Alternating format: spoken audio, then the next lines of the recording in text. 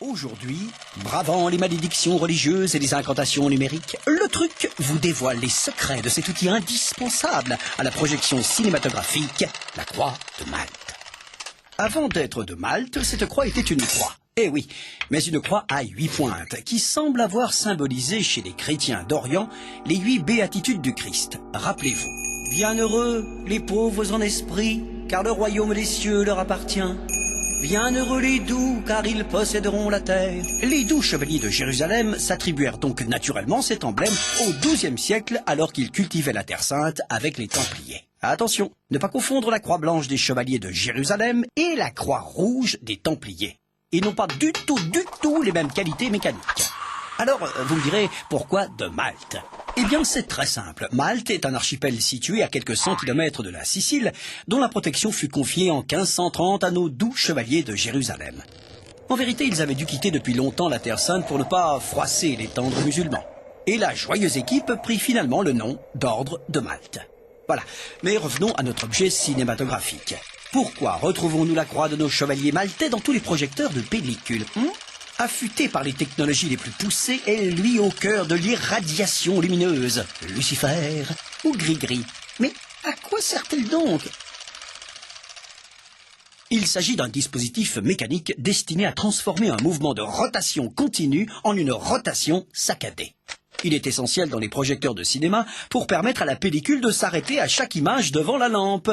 Mais on le retrouve également dans les compteurs mécaniques, kilométrage automobile, consommation d'électricité, etc., pour éviter aux chiffres des chevauchements illisibles. Vous l'aurez constaté si vous surveillez vos factures, le système peut se dérégler au cours du temps. Il s'agit d'une mécanique de haute précision. Voyons cela au ralenti. Le cylindre central tourne de manière continue et porte un ergot. Petite excroissance marquée ici en rouge maltais, qui pénètre dans une rainure pratiquée dans la croix de Malte, provoquant sa rotation d'un quart de tour. La croix fait alors avancer le film de 4 perforations, c'est-à-dire une image. Lorsque l'ergot sort de la rainure, le cylindre poursuit sa course, mais la croix de Malte reste immobile. Ainsi, pendant 3 quarts de tour du cylindre central, la croix est immobilisée et l'image est projetée. Évidemment, tout cela va beaucoup plus vite, sans quoi nos images seraient brûlées par la puissance lumineuse du projecteur. Voilà. Alors, le film avance en fait à 24 images par seconde. Le cylindre central effectue donc 24 tours par seconde, c'est-à-dire 1440 tours par minute. Chaque image est ainsi exposée pendant à peu près 0,03 secondes, soit 30 millisecondes, et le flux lumineux est obturé à chaque fois que l'ergot fait pivoter la croix de Malte pendant à peu près 10 millisecondes. Notre pauvre cerveau humain se laisse abuser par cette succession d'images de noir grâce au phénomène de persistance rétinienne.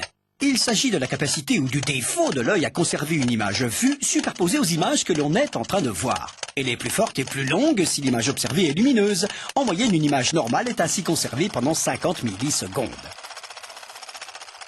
CQFD, c'est qu'il fallait démonter. En savoir plus serait dangereux pour vous, hein? Alors, on récapitule. La croix de Malte, après avoir symbolisé les béatitudes du Christ, distribue aujourd'hui les béatitudes filmiques avec une régularité démoniaque. À bientôt pour un nouveau truc.